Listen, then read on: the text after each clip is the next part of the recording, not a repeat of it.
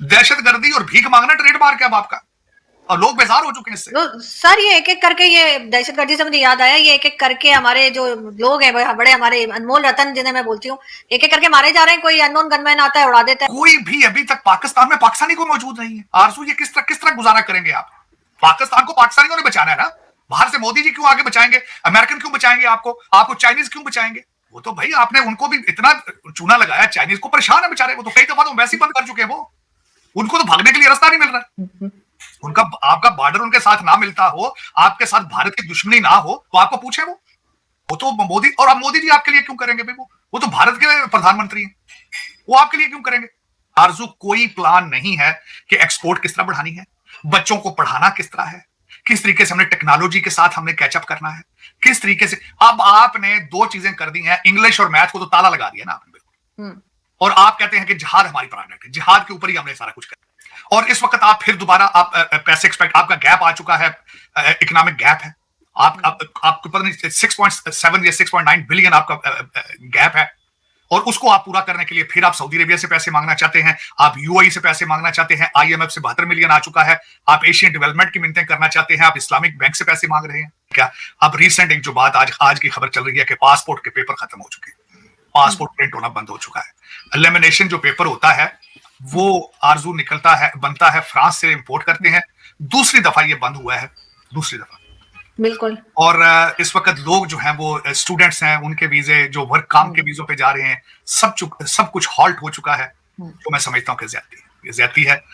और दूसरा आईएमएफ के साथ जो डील इनकी चल रही थी 72 मिलियन की, वो फाइनलाइज हो चुकी है, उसमें कुछ थोड़ी बहुत अमेंडमेंट करेंगे, लेकिन वो आ जाएगी, लेकिन उसमें से $72 भी पाकिस्तान नहीं पहुंचेंगे। वो सब के सब हो सकता है कि अमेरिका से निकलें, आईएमएफ के ऑफिस से निकलें तो यहीं रुक जाएं कुछ, और कुछ लंदन चले जाएं, दुबई चले जाएं। हमारी जो रूलिंग एलीट है उनके आपको पता खर्चे डॉलरों पाउंडों में है, वो पाकिस्तान नहीं पहुंचेंगे, क्योंकि पाकिस्तान पहुंचते तो जो हालात इस वक्त पूरे पाकिस्तान के, जब पासपोर्ट बनाने के लिए पेपर भी मौजूद नहीं है, तो जो पिछले बिलियंस डॉलर्स गए थे आईएमएफ के, जाहिर है वो नहीं पहुंचे पाकिस्तान में, वो कहीं यहीं रुके ना। तो ये इसके उसके ऊपर अब क्या किया जाए, क्योंकि चलाने वाले कुछ समझ नहीं आ रही पाकिस्तान को चला कौन रहा है, और चलाने का तरीकाकार क्या है, या उनका इरादा क्या है कि हम पाकिस्तान को कहां लेके जाएं। अब मैं ये बात आपको बताना चाहता हूं कि पाकिस्तान में पासपोर्ट का पेपर मौजूद नहीं है। मैं इनको ब्लेम नहीं करता, जिस तरह कल परसों कुछ सीनियर आपके लोग जो बड़े काफी सीनियर जर्नलिस्ट हैं, जिन्होंने अब पूरे अपने शो किए, ब्लॉग किए फराह गोगी के ऊपर, और साथ लेकिन ये था आरजू कि ये लोग पहले कहां थे जब ये लूट मार हो रही थी। ये जब चले जाते हैं तो फिर उसके बाद ये चीखना शुरू कर देते हैं, इतने अरब, अब उसके ऊपर एलिगेशन लगाई 14 अरब रुपए की उसके एसेट्स उसने बनाए 3 साल में। भाई जब बना रही थी तो उस वक्त सर, उस वक्त तो ये डिक्टेशन लेते हैं ना, ये जिनकी आप बात कर रहे हैं, ये भी तो आखिर डिक्टेशन लेकर ही चलने वाला मीडिया है। पहले ये ऐसी कोई बात नहीं करते, आप ये हर उस आदमी को, हर उसको पकड़ रहे हैं जिसका भी थोड़ा सा ताल्लुक इमरान खान से निकल आता है। आप जनरल फैज का देख लीजिए, उनका भी केस अब खुला है, जब वो चले गए खा पी कर। अच्छा, फिर उसके बाद एक और भी बात बता रहा हूँ, मैंने जब मैं बल्कि एक जर्नलिस्ट से मेरी बात हुई जो बड़ा वेरी सीनियर, उन्होंने कहा रिपोर्ट, इस रिपोर्ट में बहुत कुछ है, लेकिन इस रिपोर्ट में भी कई लोगों को प्रोटेक्ट किया जा रहा है क्योंकि वो वादा माफ गवाह बनेंगे। में फाइलें बनाई जाती हैं, कालें बनाई जाती हैं, लेकिन उनमें से भी कुछ लोगों को रिपोर्टों में से बचाया जाता है क्योंकि वो वादा माफ गवाह है। ये किस तरीके से ये एहतसाब हो रहा है, किस तरीके से कंट्री फॉरवर्ड जा रहा है, मेरी समझ से बाहर है। इलेक्शन होने से पहले आपने इलेक्शन के रिजल्ट भी निकाल दिए, फिर उस इलेक्शन की क्रेडिबिलिटी क्या है? और इस वक्त आप फिर दोबारा आप पैसे एक्सपेक्ट, आपका गैप आ चुका है, इकोनॉमिक गैप है, आपको पता नहीं 6.7 या 6.9 बिलियन आपका गैप है, और उसको आप पूरा करने के लिए फिर आप सऊदी अरेबिया से पैसे मांगना चाहते हैं, आप यूएई से पैसे मांगना चाहते हैं, आईएमएफ से 72 मिलियन आ चुका है, आप एशियन डेवलपमेंट की मिन्नतें करना चाहते हैं, आप इस्लामिक बैंक से पैसे मांग रहे हैं। लेकिन अगर नहीं कर रहे तो सिर्फ ये नहीं कर रहे कि पाकिस्तान को चलाना किस तरह है, ये नहीं आप कर रहे। सर, डॉलर रेट भी बढ़ना शुरू हो गया है दोबारा। आरजू कोई प्लान नहीं है कि एक्सपोर्ट किस तरह बढ़ानी है, बच्चों को पढ़ाना किस तरह है, किस तरीके से हमने टेक्नोलॉजी के साथ हमने कैचअप करना है, किस तरीके से। अब आपने दो चीजें कर दी हैं, इंग्लिश और मैथ को तो ताला लगा दिया ना आपने बिल्कुल, और आप कहते हैं कि जिहाद हमारी प्रायोरिटी है, जिहाद के ऊपर ही हमने सारा कुछ करना। यार जिहाद के साथ आप चांद पे किस तरह पहुंचोगे? जिहाद के साथ मुझे ये बताओ रोटियां किस तरह पकाओगे? सर, अब तो एयर टैक्सी शुरू करने जा रहा है भारत। हाँ जी, एयर टैक्सी भारत अब शुरू करने जा रहा है कि मतलब जो डिस्टेंस 90 मिनट्स में है वो 7 मिनट में पहुंचा देगी। वो तो जब वो 2035 में अपना स्पेस स्टेशन बना रहे हैं, वो तो उन्होंने तो अपना आदित्य 1 भेज दिया सूरज के ऊपर, वो तो हम अब उनके साथ कंपेयर अपने आप को करना भी जो है वो मैं कहता हूँ पाकिस्तान की बेइज्जती है। मगर सर शाहिद आफरीदी तो बहुत नाराज है, वो कह रहे हैं कि मोदी गवर्नमेंट ने तो हमारे लिए कुछ किया ही नहीं और जब तक मोदी साहब रहेंगे कुछ नहीं होना। वो कह रहे हैं पहले वाली बीजेपी गवर्नमेंट अच्छी थी, पता नहीं क्या चाह रहे हैं, क्या लेना चाह रहे हैं उनसे। तो कोई जो मैच बेच के आप थोड़े पैसे बना रहे हैं, आपको की जरूरत क्या है मोदी जी की? देख रहे हैं वो तो मोदी, और अब मोदी जी आपके लिए क्यों करेंगे भाई? वो तो भारत के प्रधानमंत्री हैं, वो आपके लिए क्यों करेंगे? आपके जो रहनुमा थे, जो मुर्शिद साहब थे, आप तो उनसे पूछना था ना।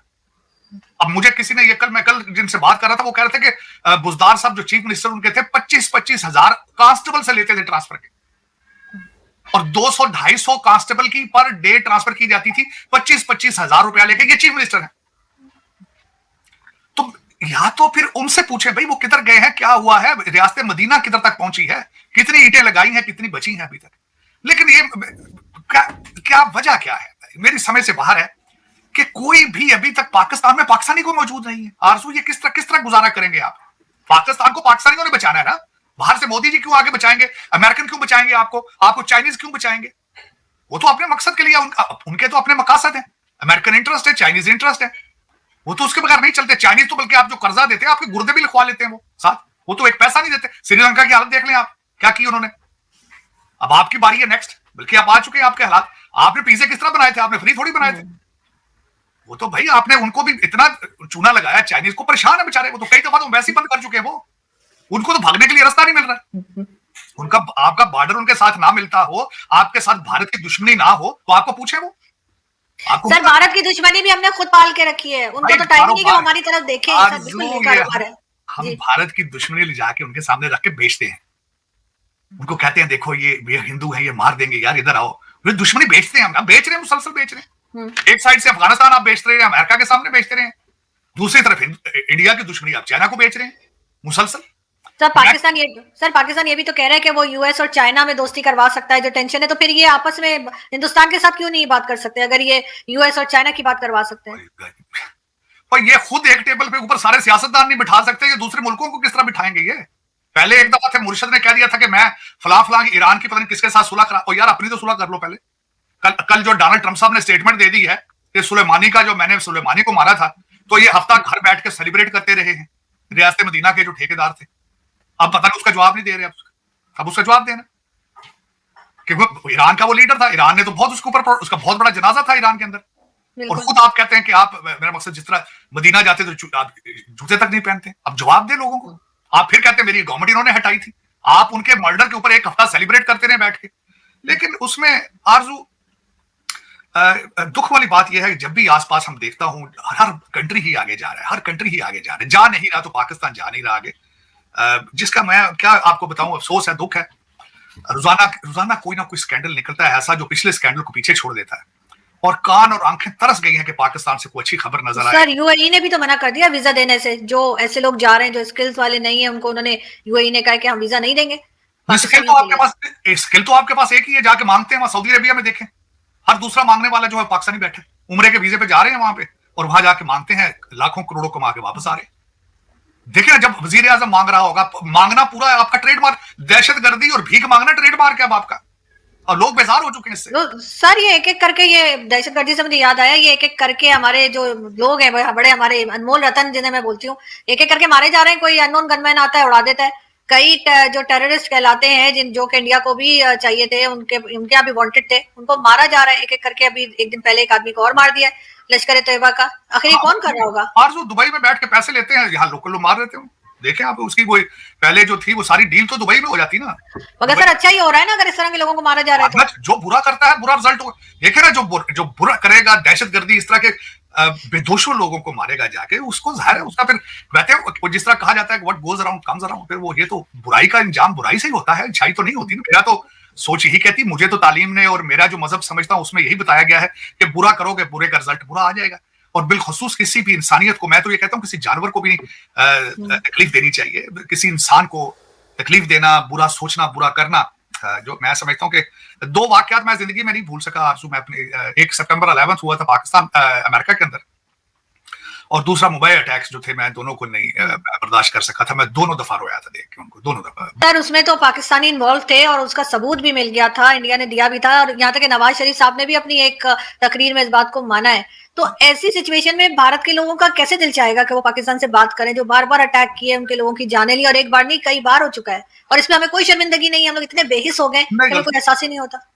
दुख है उसमें, लेकिन आरजू मेरा जो ख्याल है जाती तौर पे पूछें कि अब वो आइस जो है बर्फ आहिस्ता आहिस्ता मेल्ट हो रही है। मैं खुद ये देखता हूं कि मेरी सोच रखने वाले इस तरह के लोग जो भारत के साथ दरवाजे खोलना चाहते हैं बात करने पे, देयर आर पीपल, मैं बता रहा हूं, स्लोली ग्रेजुअली होगा, ऐसा होगा कि लोग समझेंगे। अब लोग जो है, जो मैं कुछ पढ़े लिखे लोगों की बात करता हूं कि जो लोग मेरे हम ख्याल तो बहुत थे जो इस चीज पे नहीं एग्री करते बिल्कुल ही भी, वो यही कहते हैं कि हम बहन भाई हैं, इकट्ठे सदियों से रह रहे हैं, बल्कि हम लोग सारे हिंदुओं से कन्वर्ट हुए हैं, हिंदुओं से सिख हुए, जिस तरह मेरी एंसेस्ट्री है, हिंदुओं से हम लोग सिख हुए, सिखों से मुसलमान हुए, तो उसमें हमारे सो मेनी सिमिलैरिटीज, सोच एक है, कपड़े एक है, मुझे डिफरेंस फील नहीं हुआ कभी आज तक। मैंने अमेरिका में आके मेरी ज्यादातर जो है आंखें खुली है, जब मैंने देखा है गुरुद्वारों में, मंदिरों में, चर्चों में जाके मैंने देखा है, मुझे कोई फर्क नजर नहीं आया। तो ये अब यही सोच पाकिस्तान में भी कुछ लोगों में आ रही है कि religion is my personal matter, खुदा के साथ मेरे रिलेशनशिप है, उसको मेरे तक ही रहना चाहिए। मगर सर ये जो अटैक होते हैं भारत में, ये आम आदमी तो नहीं करता ना, ये तो एजेंसीज और ये लोग इन्वॉल्व होते हैं। इस तरह मैंने अर्ज किया कि जहां एजुकेशन नहीं होती वहां फिर लोग रिलीजन की आड़ में बड़ा कुछ करते हैं, ज्यादती है, यही ज्यादती। और मेरे पाकिस्तान के अंदर सबसे बड़ा प्रॉब्लम यही है, तालीम नहीं है, और हमारी रूलिंग एलीट इंटेंशनली तालीम से दूर रख रही है मिडिल क्लास को, लोअर मिडिल क्लास को, और उसके ऊपर this is how they rule, this is how, देखे ना किस तरीके से नया Pakistan, Oxford graduate, womaniser, play boy, आज वो मुर्शिद है, आज वो मजहबी पेश रहा है, आज वो मजहब को बेच रहे हैं। मगर सर हमास के लोग जो है, यानी हमास के जो लीडर हैं, उनके पास से भी सुना है, उनकी भी रिपोर्ट आई है कि बहुत पैसा है उनके पास भी, बिलियन ऑफ डॉलर्स उनके अकाउंट्स में भी पाए गए।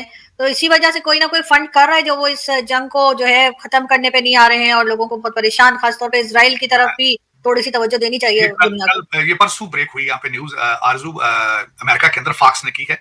मैंने उसने मेरा जो ख्याल है, या तो हमास के लोगों को चाहिए कि फॉक्स के ऊपर 2-4 बिलियन मजीद बनाए उनसे, अगर झूठी खबर है यहां से, और अगर ये सच्ची खबर है तो एक्सप्लेन करें भाई आपने ये पैसे कहां से लिए। $11 बिलियन जी, 3 लीडर हैं उनके, टॉप 2 लीडर जो अभी आजकल हमास के हेड हैं, 4 बिलियन उनका नेटवर्थ है, जो पिछले थे 4 बिलियन उनका है, और उससे पीछे जो मूसा साहब है उनके भी 3 बिलियन के एसेट्स हैं, और फिर उनके पास 100 मिलियन तो इनको ईरान देता है हर साल, $150 मिलियन ये यूएई और कतर देता है, तो अपने प्राइवेट जहाज हैं, लोग मैंने बताया। ये अब आगे देखिएगा इस जंग से क्या हो रहा है। आरजू, एक अनफॉर्चुनेट रियलिटी है कि अब जो जंगे हैं वो मनी लॉन्ड्रिंग एक पूरा एक पांसी स्कीम बन चुकी है। यूक्रेन जिस तरह बता रहे हैं, करप्ट तरीन कौम है, करप्ट तरीन कौम, उन्होंने बड़ा पैसा बनाया। अमेरिकनों को पता था कि पैसा बन रहा है, क्योंकि अमेरिकन खुद बना रहे हैं इसमें से पैसा। हमारा जो डिफेंस इंडस्ट्रियल कॉम्प्लेक्स है वो भी करप्ट तरीन है, उन्होंने बहुत पैसा बनाया, अभी भी बना रहे हैं। अब इस जंग से पैसे बनाएंगे अमेरिकन, सबसे पहले अमेरिकन पैसे बनाएंगे, दूसरे पैसे कौन बनाएंगे? मिस्री, इजिप्शियन बनाएंगे, फतह सीसी करप्ट आर्मी जनरल है वो पैसा बनाएगा, फिर फलस्तीनी पैसा बनाएंगे हमास वाले, फिर जॉर्डेनियन पैसा बनाएंगे। तो ये कारोबार है, जंग भी कारोबार है। अफसोस के साथ मैं कहूंगा ये इन लोगों और तालीम की कमी है, और ज्यादातर मैं बता रहा हूं बात, हमेशा उन कौमों को बेवकूफ बनाएंगे जहां तालीम की कमी है। बहुत बड़ी खबर निकल के आई है कि अमेरिका ने ना पाकिस्तान और बांग्लादेश समेत मतलब कि 75 कंट्रीज़ के मतलब कि वीज़ा है ना जो बैन कर दिए हैं। मतलब कि ये बहुत बड़ी खबर है पूरी दुनिया में। मतलब कि भाई साहब ठीक है, पाकिस्तान तो मतलब कि झप्पे डाल रहा था ट्रंप के साथ में, ठीक है भाई साहब, वाइट हाउस में डिनर हो रहे थे, लेकिन दूसरी तरफ ट्रंप ने मतलब पाकिस्तानियों के वीज़ा बंद कर दिया। भाई साहब भारत के वीज़ा बंद करने की हिम्मत नहीं है ट्रंप में, क्योंकि भाई भारत के साथ तो भाई साहब मतलब कि ट्रेड होती है, स्ट्रेटेजिक पार्टनर है, और भाई साहब जो भारतीय जो जाते हैं ना यहाँ से, वो पढ़े लिखे लोग जाते हैं, ठीक है भाई साहब, ऐसे वैसे अनपढ़ गवार नहीं जाते हैं। भारतीय मतलब कि जो भारतीय आईआईटी से पढ़े हुए मतलब कि वो सीईओ लगे पड़े हैं भाई साहब अमेरिकन कंपनीज में, बड़ी बड़ी अमेरिकन कंपनीज में। तो भारतीय वीज़ा तो भाई साहब बैन नहीं कर सकता था ना, मतलब पाकिस्तानी और बांग्लादेशी और समेत मतलब 75 कंट्रीज के मतलब कि वीज़ा बैन कर दिए हैं भाई ट्रंप ने। तो भाई साहब ये बहुत बड़ी खबर है भाई पूरी इंटरनेशनल दुनिया में। भाई साहब ट्रंप मतलब कि ट्रंप का जब मतलब कि काम खत्म होता है ना पाकिस्तान से, तो भाई ऐसी लात मार देता है ट्रंप भाई साहब पाकिस्तान को, भाई साहब मतलब कि एक बार ये है कि काम खत्म और फिर पाकिस्तान का काम तमाम। भाई साहब ऐसा सीन रहता है भाई साहब, क्योंकि ट्रंप मतलब कि अपने मतलब के लिए काम करवाता है पाकिस्तान से, और पाकिस्तानी भी तो डॉलर पकड़ते हैं भाई साहब अमेरिका से भाई साहब हर काम के लिए, मतलब कि जब वॉर ऑफ टेररिज्म के लिए मतलब कि अमेरिका अफगानिस्तान में घुसा था तो भाई साहब पाकिस्तानियों ने मदद करी थी भाई साहब अमेरिका की बहुत ज़्यादा, और उसके बाद डील भी हुई थी कि भाई साहब इतने डॉलर पकड़ो और उसके बाद भाई साहब हमें अपनी ज़मीन दो भाई साहब, हम भाई साहब ये खित्ता एकदम अनस्टेबल करेंगे, ठीक है भाई। तो पाकिस्तान ने ज़मीन दी थी, और उसके बाद जो अफ़गानिस्तान मुहाजिरीन थे, मतलब कि जो पाकिस्तान में रहे अफ़गानिस्तानी जो अफ़गानिस्तान मुहाजिरीन के बदले भी पाकिस्तानियों ने मतलब कि पैसे पकड़े थे भाई साहब, बहुत डॉलर पकड़े थे भाई साहब, बहुत ज़्यादा, मतलब कि ठीक है भाई साहब। अमेरिकन एड आती थी भाई साहब 1960-70 में, तो पाकिस्तान के पास भाई एड आती थी भाई, अमेरिकन एड आनी शुरू हो चुकी थी भाई साहब। और हमें ट्रंप ने भी मतलब कि अपने ट्वीट में बोला है कि भाई 33 बिलियन डॉलर पाकिस्तानियों ने लूटा है भाई साहब अमेरिका का। तो भाई साहब इतना फूल बनाया है भाई साहब अमेरिका को पाकिस्तान ने कि भाई 33 बिलियन डॉलर खा गए भाई साहब पाकिस्तानी अमेरिका का, ठीक है भाई साहब। तो पाकिस्तानी तो बहुत चूना लगाते हैं भाई साहब, चाइनीज़ को कम चूना लगाते हैं, चाइनीज़ मतलब सी पैक पे चाइनीज़ पे भी बहुत चूना लगाया भाई साहब, चाइना मतलब चाइना वालों को कम चूना लगाया पाकिस्तानियों ने, मतलब सी पैक के नाम पे मतलब कि इतनी सारी इन्वेस्टमेंट करवा दी, और उसके बाद भाई वो इन्वेस्टमेंट किसी काम भी नहीं आई भाई साहब, क्योंकि भाई साहब चाइनीज़ भी समझ चुके हैं पाकिस्तानियों का माइंडसेट भाई साहब, इनको उलझा के रखो भाई साहब, और भारत से मतलब कि दुश्मनी है इनकी, तो हमें फ़ायदा उठाया जाए, और उसके बाद भाई साहब पाकिस्तानी को बस लॉलीपॉप दे दिया जाए कि भाई साहब ये लो पैसे कुछ पकड़ो, और उसके बाद भाई हमें अपना काम करने दो भाई साहब, चाइना पाकिस्तान में घुस के, ठीक है भाई साहब। पाकिस्तानी मतलब चाइनीज़ तो भाई अड्डे बनाते हैं ना भाई साहब, वो कब्जा करते हैं, ठीक है भाई साहब, मतलब कि अनडॉक्यूमेंटेड मतलब कि लोन पकड़ा देते हैं, और उसके बाद भाई धीरे धीरे करके क्या बोलते हैं कब्जा करने लग जाते हैं। तो पाकिस्तानी का तो माइंड सेट ये है, तो पाकिस्तानियों को वो चाइनीज़ का माइंड सेट तो ये है, पाकिस्तानियों का माइंड सेट भी समझ चुके हैं ना चाइनीज़ भी, और अमेरिकन भी समझ चुके हैं, ठीक है भाई साहब। अब ज़्यादा देर तक मतलब कि पाकिस्तानी लूट नहीं पाएंगे, लेकिन पाकिस्तानियों को दिमाग तो इतना तेज चलता है भाई साहब इस चीज़ में, लूटने में बहुत तेज दिमाग चलता है पाकिस्तानियों को भाई साहब, उन्हें पता है कैसे पैसे निकालने हैं भाई साहब, ठीक है भाई साहब। सऊदी अरेबिया से, अमेरिका से, चाइना से, आईएमएफ की बात करते हैं कि भाई आईएमएफ से भाई साहब पाकिस्तान अभी तक जान ही नहीं छुड़ा पाया, क्योंकि भाई साहब अमेरिका मतलब कि भाई साहब मतलब अमेरिका के बल पे चलता है भाई साहब आईएमएफ, भाई यूएन वगैरह, ठीक है भाई साहब। तो आईएमएफ से जान नहीं छुड़ा पाते पाकिस्तानी भाई साहब, हर बारी मतलब कटोरा लेके पहुंच जाते हैं कि बेल आउट पैकेज देते हैं बस अमेरिका, वो क्या बोलते हैं आईएमएफ, ठीक है भाई साहब। और उसके बाद जो उनकी किस्त होती है ना, जो ईएमआई होती है, उसको भाई साहब रोल ओवर करवा लेते हैं भाई साहब वो आईएमएफ से, ठीक है भाई साहब। तो भाई साहब आईएमएफ भी तो भाई साहब खून चूसता है पूरा का पूरा, मतलब कि भाई साहब वो मतलब कि क्या क्या मतलब लगाता है, पाबंदियाँ लगाता है भाई साहब, सब्सिडी रोकता है, ठीक है भाई साहब पाकिस्तानियों की भाई साहब, और भी मतलब कि बहुत ज़्यादा कटौती करने को कहता है, टैक्स बढ़ाने को कहता है, तो भाई साहब उस वजह से तो वसूलता है भाई साहब आईएमएफ भी भाई साहब पाकिस्तानियों से, मतलब कि भाई साहब पाकिस्तानियों में मतलब कि भाई साहब जो बाहर पाकिस्तानी बच्चा पैदा होता है ना, वो भी मतलब कि भाई कर्जा लेके पैदा होता है पाकिस्तान में, क्योंकि भाई साहब पाकिस्तानियों में यही चीज़ है कि भाई साहब पाकिस्तानी मतलब कर्जा ले लेके भाई साहब पता नहीं अपना मुल्क तबाह कर लिया, पता नहीं 2 से 3 बिलियन डॉलर की तो भाई साहब इन्होंने सिर्फ गाड़ियाँ खरीदी हैं, सरकारी जो गाड़ियाँ खरीदी है ना, वो तो 2 से 3 बिलियन डॉलर की गाड़ियाँ खरीद ली इन्होंने भाई साहब, ठीक है भाई साहब। और उसके बाद भाई जो बचता है ना, थोड़ा बहुत बच जाता, थोड़ा बहुत जो क्या बोलते बच जाता है ना, वो भी ये देते नहीं है भाई साहब अपने अवाम को, ठीक है भाई साहब। भारी भरकम अपना डिफेंस में लगा देते हैं, उसके बाद भाई इनकी स्टैब्लिशमेंट खा जाती है पैसा जो आईएमएफ से आता है, और उसके बाद भाई साहब कुछ बचता है वो मिनिस्टर खा जाते हैं, उसके बाद वो लंदन पेरिस चला जाता है भाई साहब, फैल जाता है पैसा, क्योंकि आईएमएफ को पता है भाई साहब वो वापस हमारे पास ही आना, वेस्ट में आना, पैसा देते हैं, उसके बाद वही वो साइकिल चलता रहता है ये पैसे देने का लेने का, ठीक है भाई साहब। पाकिस्तानी तो सुधरेंगे नहीं भाई कभी भी कि भाई साहब आईएमएफ से हम ना जाएं भाई साहब। एक टाइम पे भारत भी गया था एक बार आईएमएफ के दर पे भाई साहब, लेकिन उसके बाद से भाई कभी भारत नहीं गया, एक बार गया था बस, उसके बाद से भारत ने मतलब कि भाई साहब अपनी इकोनॉमी को मतलब कि रफ्तार पकड़ा दी भाई साहब। उसके बाद भाई 8.2% की इकोनॉमिक ग्रोथ है भारत की इस टाइम पे, ठीक है भाई साहब। $700 बिलियन का भाई साहब रिजर्व है भाई साहब, फॉरेन रिजर्व से भारत का, और $4 ट्रिलियन से भी ऊपर की भाई साहब इकोनॉमी बन चुकी है, भारत की चौथे नंबर की इकोनॉमी बन चुकी है पूरी दुनिया में, ठीक है भाई साहब। पूरी दुनिया से मतलब कि अब जो बड़ी बड़ी अमेरिकन कंपनीज है ना, ठीक है भाई साहब, वो भारत के अंदर इन्वेस्ट कर रही है, अमेजॉन गूगल जैसी कंपनियाँ, बड़ी बड़ी कंपनियाँ, ठीक है भाई साहब, बड़ी बड़ी कंपनियाँ इन्वेस्ट कर रही हैं भाई साहब। एप्पल के शोरूम खुल रहे हैं भाई साहब, एप्पल फ़ोन्स की मैन्युफैक्चरिंग हो रही है भारत के अंदर, और पाकिस्तान में क्या हो रहा है आपको पता ही है। तो खैर तो दोस्तों, अगर आपको हमारी वीडियो पसंद आई तो कम से कम व्हाट्सएप पर जरूर शेयर कीजिएगा, साथ साथ चैनल को सब्सक्राइब करके हमारा मनोबल जरूर बढ़ाएगा, ताकि हम आपके लिए ऐसी मनोरंजन वीडियोस बनाते रहें। तो गाइस मिलते हैं आपसे अगली वीडियो में, तब तक के लिए जय हिंद।